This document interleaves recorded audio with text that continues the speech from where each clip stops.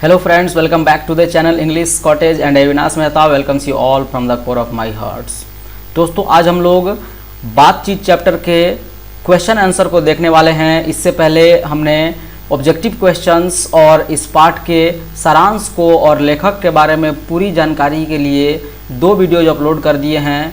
अगर आपने नहीं देखा है तो इस चैनल के प्लेलिस्ट में जाएं और बिहार बोर्ड क्लास 12 हिंदी वाला प्लेलिस्ट ओपन करें और उसको देखें। ओके, या फिर इस वीडियो के अंत में भी आप देख सकते हैं।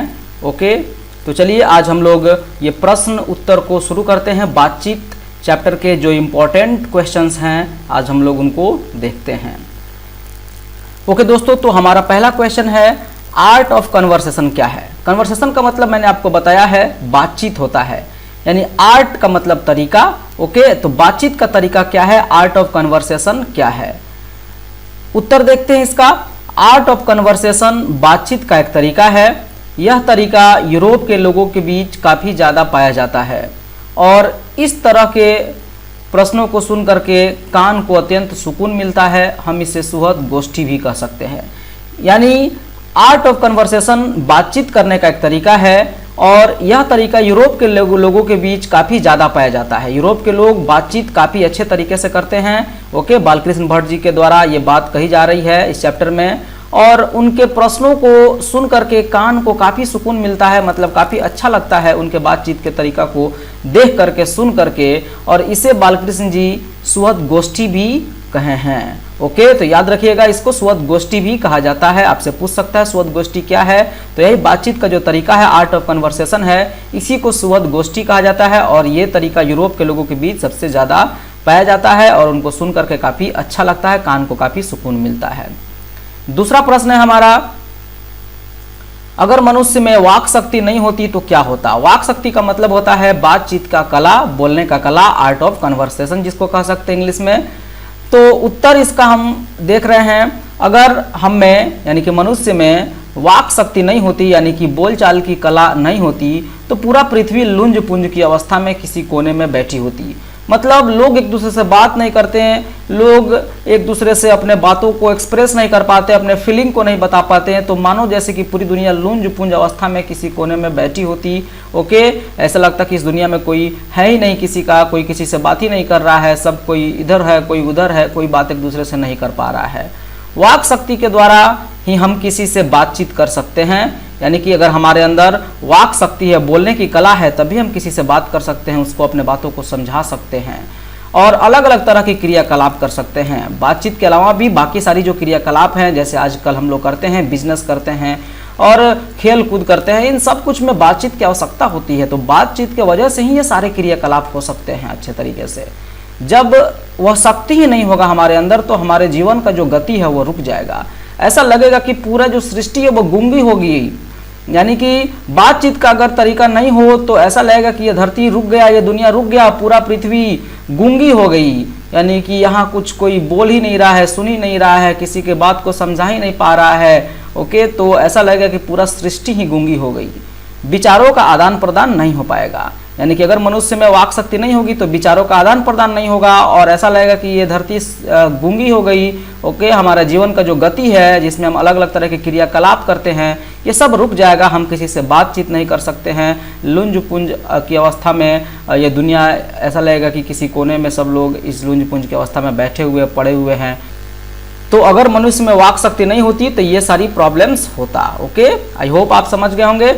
आगे बढ़ते हैं। बातचीत के संबंध में वेन जॉनसन और एडिसन का क्या विचार है। ये बहुत दोनों महान ऑथर है, काफी पूछता है, ध्यान से इसको कीजिएगा। बातचीत के संबंध में वेन जॉनसन और एडिसन का क्या विचार है, दोनों का राय लिखना है, विचार लिखना है। तो चलिए देखते हैं। बातचीत के संबंध में वेन जॉनसन कहते हैं कि बोलने से ही मनुष्य के रूप का साक्षात्कार होता है। यानी किसी भी व्यक्ति के बारे में हम तभी जान पाते हैं जब वो बोलता है। वो ये भी कहते हैं कि जिन लोगों को बातचीत का लत लग जाता है वो बिना बातचीत किए रह नहीं सकते हैं। यानी कि बातचीत करने का अगर आपको आदत है, आपको चुपचाप बैठने के लिए कह दिया जाए तो आप नहीं बैठ सकते हैं। ओके, ये कौन कहते हैं, तो वेन जॉनसन का ये कहना है। 4 लोगों से अधिक लोगों के बीच बातचीत नहीं बल्कि राम रमावल हो जाता है। ये भी कहते हैं वो कि बातचीत जो है ना वो 4 लोगों से ज़्यादा के अगर बीच हो तो बातचीत नहीं कहलाती है बल्कि राम रमावल, यानी कि वहाँ पे सिर्फ और सिर्फ बतंगड़ बात का बनता है, बातचीत नहीं होती है। तो चलिए अब देख लेते हैं एडिशन का कहना क्या है। तो पैराग्राफ चेंज करके आप भी लिखेंगे अगर एग्जाम में आएगा तो, ओके। यानी कि पहले आप जॉनसन का लिख देंगे आंसर जो भी है वो बात कहे हैं, उसके बाद एडिशन का लिखेंगे तो पैराग्राफ चेंज कर लेंगे। तो एडिशन का कहना है कि असल बातचीत सिर्फ दो लोगों के बीच हो सकती है। इसका तात्पर्य यह हुआ कि जब दो व्यक्ति होते हैं तभी एक दूसरे के सामने अपने दिल को खोलते हैं और बातचीत होती है। अगर दो से ज्यादा लोग हैं यानी कि 3 हुए तो वो बात त्रिकोणीय हो जाता है और उससे अधिक लोगों के बीच बातचीत नहीं बल्कि बतकही होती है। तो ये एडिशन का कहना है कि बातचीत सिर्फ 2 लोगों के बीच हो सकती है। इसका मतलब ये हुआ कि जब 2 लोग आपस में मिलते हैं तो एक दूसरे से अपने दिल की बात को शेयर करते हैं, अपने दिल को खोल देते हैं एक दूसरे के सामने और अपने बातों को रखते हैं और बातचीत होती है। अगर 2 से ज्यादा लोग हुए, 3 हैं, तो वो बातचीत त्रिकोणीय हो जाएगा, यानी कि कोई ईर घट जाएगा, कोई बीर घट जाएगा, कोई तीर घट जाएगा। ये बातचीत नहीं होगा, बातचीत 2 ही लोगों में होगा। और जब 4 लोग हो जाएंगे तब क्या होगा, उससे अधिक, तो ये बातचीत नहीं बतकही हो जाएगा। 3 से ज्यादा लोगों के बीच बातचीत नहीं हो सकता है, बतकही होता है। तो ये राय था किसका किसका, वेन जॉनसन का और एडिशन का, याद रखिएगा। ओके, आगे बढ़ते हैं। बातचीत की विशेषताएं क्या है, यानी कि बातचीत की क्या क्वालिटीज है। देखिए, बातचीत से ही मनुष्य के व्यक्तित्व की पहचान होती है, यानी कि किसी भी आदमी का व्यक्तित्व कैसा है, वो आदमी कैसा है, कितना टैलेंटेड है, क्या कला है उसके अंदर, ये सब बातचीत से ही पता चलता है। अगर मनुष्य बोलता है तो हम उसके बारे में जान पाते हैं कि वह कैसा इंसान है। बालकृष्ण जी यह भी कहते हैं कि बातचीत 2 लोगों में ही संभव है। अगर 2 से ज्यादा लोगों में बातचीत होती है तो वो बातचीत नहीं बतकही होती है। बातचीत से व्यक्ति के चरित्र की पहचान होती है। यहाँ पे चरित्र से चरित्र लिख दिया गया है, इसको ठीक कर लीजिएगा। व्यक्ति के चरित्र की पहचान होती है बातचीत से। बातचीत खुद से अगर हो तो वह सबसे बेहतर माना जाता है। यानी बातचीत का विशेषता यही है कि किसी मनुष्य का पहचान होता है, जब वो बोलता है तो बातचीत से ही उसका पहचान होता है कि वो आदमी कैसा है। ये भी कहते हैं हमारे जो ऑथर हैं, जो लेखक हैं, बालकृष्ण जी, कहते हैं कि बातचीत 2 लोगों के बीच ही संभव है। 2 से ज्यादा लोगों के बीच बातचीत नहीं बतकही होता है। बातचीत से लोगों के चरित्र की पहचान होती है और अगर आप खुद से बात कर पाते हैं तो वो सबसे बेहतर बातचीत है।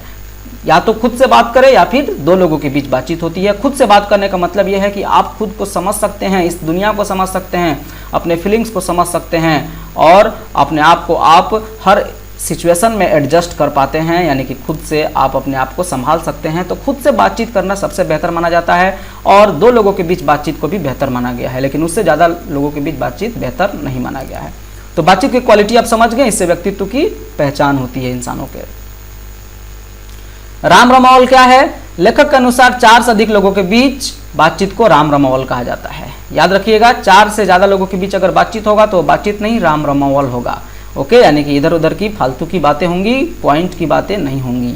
ओके, अगला है बातचीत से हमें क्या मिलता है। बातचीत से मन में जमा मवाद का गुबार निकल जाता है, मन हल्का हो जाता है, एक अलग किस्म के आनंद का अनुभव होता है और मन में संतुष्टि एवं सुख मिलता है। तो बातचीत का इतना सारा फायदा है, हमारे मन में ढेर सारा मवाद जमा रहता है, मतलब कि अलग अलग तरीके की भड़ास हमारे मन में होती है, बातें होती हैं। जब हम बातचीत करते हैं तो उन बातों को निकाल देते हैं, अपने मन को हल्का कर लेते हैं और एक सुखद आनंद का अनुभव होता है, हमें संतुष्टि मिलता है, सुख मिलता है। तो ये बातचीत का फायदा है। ओके, बातचीत से हमें ये सब मिलता है, मन के अंदर की सारी मवाद बाहर निकल जाती है। ओके, अगला क्वेश्चन है, मनुष्य की बातचीत का उत्तम तरीका क्या हो सकता है, इसके द्वारा वह कैसे अपने लिए सर्वथा नवीन संसार की रचना कर सकता है।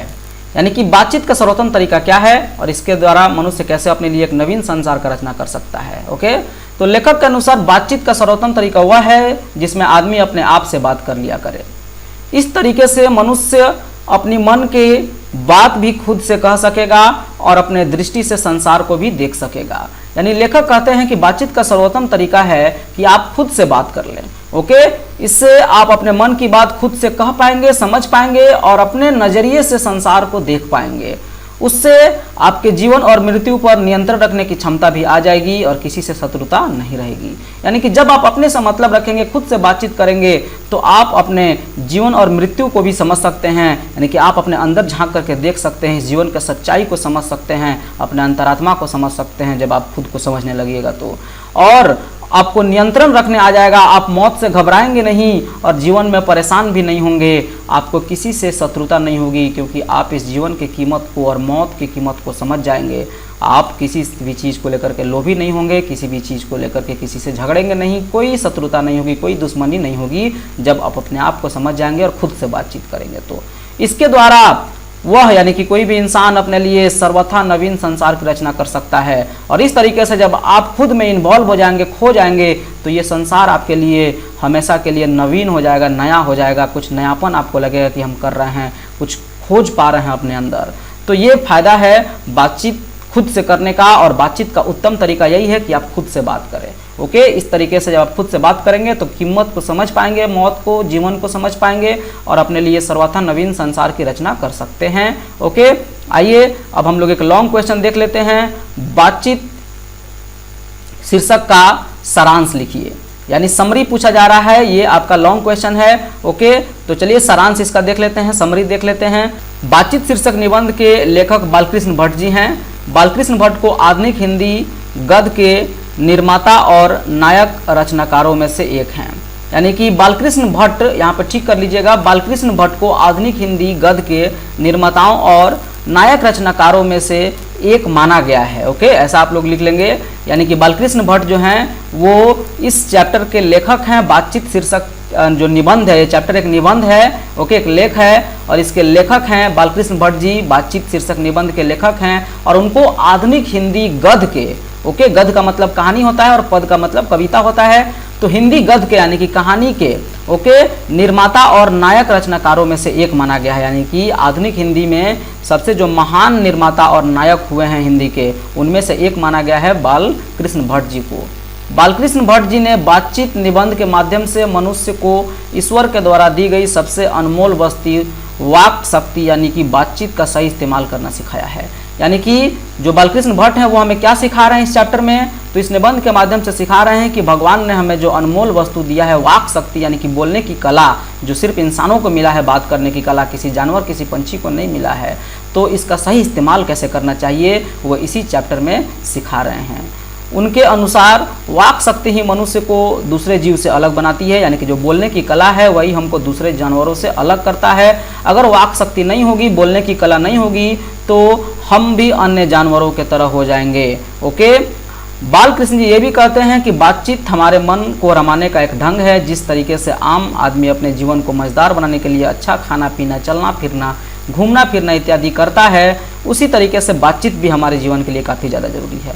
तो ये भी कह रहे हैं कि बातचीत हमारे मन को रमाने के लिए यानी कि मन को बहलाने के लिए, हमारे जीवन को सुखमय बनाने का तरीका है। जैसे हमें अच्छा खाना पीना, घूमना फिरना, चलना फिरना अच्छा लगता है, वैसे ही बातचीत करना भी जरूरी है हमारे जीवन के लिए।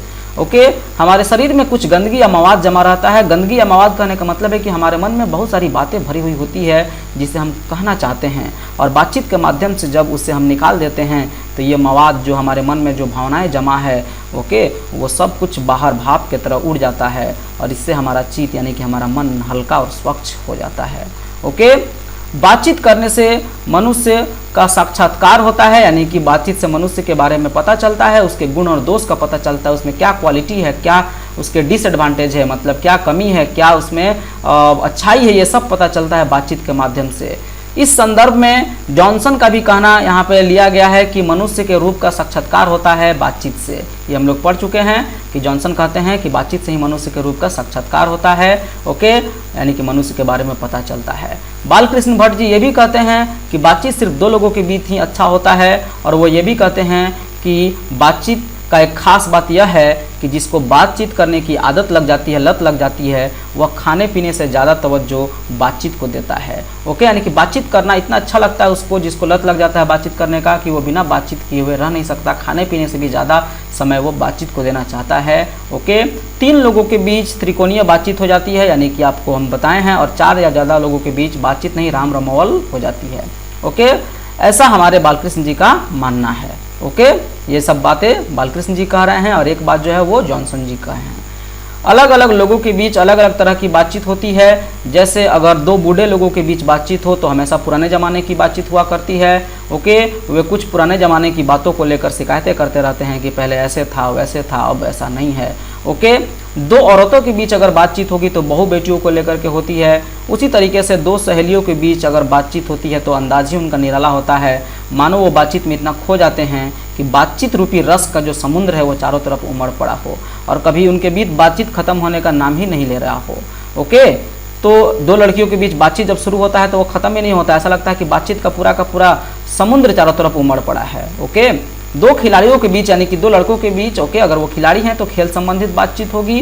बालकृष्ण जी आगे कहते हैं कि यूरोप के लोगों के बीच बातचीत करने का काफ़ी हुनर है, यानी कि यूरोप के लोगों के बीच बातचीत करना उनको काफ़ी अच्छा आता है। यूरोप के लोग काफ़ी अच्छे तरीके से बातचीत करते हैं और इतना बेहतर करते हैं कि उनको सुनने का मन करता है, ओके, और कान को सुकून भी मिलता है, और इसी को आर्ट ऑफ कन्वर्सेशन कहा गया है। ओके, यूरोप के लोगों के बीच जो बातचीत होता है ना, इतना सुकून से भरा हुआ होता है, उसको सुनना काफ़ी अच्छा लगता है सुनने में, क्योंकि उनके अंदर बातचीत करने की क्वालिटी होती है, और इसको आर्ट ऑफ कन्वर्सेशन कहा गया है। ओके, चलिए आगे फिर बढ़ते हैं। इस संदर्भ में एक और एडिसन नाम के व्यक्ति का, यानी कि एक ऑथर का, एक लेखक का कहना लिया गया है इस चैप्टर में। एडिसन जी का कहना है कि ज़रूरत से असल बातचीत दो लोगों के बीच ही होती है, यानी कि सही तरीके से बातचीत, ये एडिसन जी कह रहे हैं कि दो लोगों के बीच होती है। बालकृष्ण जी इस तरीके से बातचीत के विभिन्न तरीकों का विवरण दिए हैं, यानी कि इस चैप्टर में अलग अलग लोगों का राय भी दिए हैं। ओके, जैसे जॉनसन जी का राय, एडिसन जी का राय, और वो अंत में अपना भी राय दे रहे हैं कि अलग अलग तरीके को दिखा रहे हैं, बातचीत के और तरीक़ों को विवरण दे रहे हैं, यानी कि अलग अलग तरीके के बातचीत को दिखा रहे हैं इस चैप्टर में। और अंत में वो कहते हैं कि असल बातचीत वही है जो आप खुद से करें, यानी कि आप अपने अंतर्मन को समझ पाते हैं, अपने आत्मा को समझ पाते हैं अगर आप खुद से बातचीत करते हैं तो, और यही असल बातचीत है। यानी कि सही बातचीत का मतलब आप अपने आप को समझ पा रहे हैं, अपने आत्मा को समझ पा रहे हैं, खुद से बातें कर पा रहे हैं, इस दुनिया से ज़्यादा मतलब नहीं रख रहे हैं। ओके, तो ये असल बातचीत है। इस तरीके से हम कह सकते हैं कि बातचीत जो निबंध है हमारा वो काफ़ी ज़्यादा प्रेरणात्मक है, यानी कि आपको इससे काफ़ी कुछ सीख मिलती है, काफ़ी कुछ सीखने को मिलता है कि बातचीत कितना फ़ायदेमंद है और कैसा बातचीत अच्छा है। ओके, तो ये आपको काफ़ी ज़्यादा प्रेरणा देता है, काफ़ी प्रेरणात्मक ये निबंध है। तो इस तरीके से हमने इसके समरी को भी कर लिया, ओके, सारांश को भी कर लिया, और सारे क्वेश्चन आंसर जो इम्पोर्टेंट है वो सब हमने कर लिया।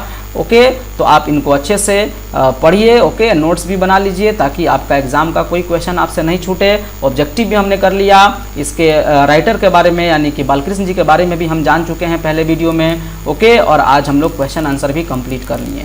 तो इस तरीके से ये चैप्टर हम लोग पूरी तरीके से कंप्लीट कर लिए अच्छे तरीके से। आप उन सारे वीडियोज़ को फिर से एक बार जा करके देखिए, ओके, और अपने हिंदी को बेहतरीन बनाइए, ओके, और एग्ज़ाम में बेहतर मार्क्स लाइए। ओके, तो चलिए हम लोग अगले वीडियो में मिलते हैं। अगले वीडियो में चैप्टर 2 हम लोग स्टार्ट कर देंगे। ओके, तब तक के लिए टेक केयर एंड सारे वीडियोज़ को देखिए, और इंग्लिश के भी वीडियोज़ को जा करके देखिए। हम लोग पोएम के 3 वीडियोज़ कंप्लीट कर चुके हैं। ओके, तो आप 3 वीडियोज़ जा करके देखिए, प्लेलिस्ट में आपको वो भी मिल जाएगा। ओके, बिहार बोर्ड 12 क्लास, उसमें इंग्लिश लिखा रहेगा। ओके, तो वो भी प्लेलिस्ट खोलिए, और उसमें हम लोग 3 पोएम किए हैं, और राइटर के बारे में, ऑथर के बारे में, पोएट के बारे में भी उसमें किए हैं। तो उन सबको देखिए, अपना इंग्लिश भी बेहतर कीजिए, हिंदी भी बेहतर कीजिए। ओके, अगर आप हमारे चैनल पर नए हैं, आपको हमारा प्रयास अच्छा लगा तो लाइक कीजिए और चैनल को सब्सक्राइब कीजिए, और बाकी सब लोग भी लाइक करें और शेयर कीजिए ज़्यादा से ज़्यादा इस वीडियो को, ताकि हम लोग और ज़्यादा लोगों तक पहुँच सकें और सबको सिखा सकें, सबका हिंदी इंग्लिश दोनों बेहतर कर सकें। Okay, that's all my friends, thank you for watching.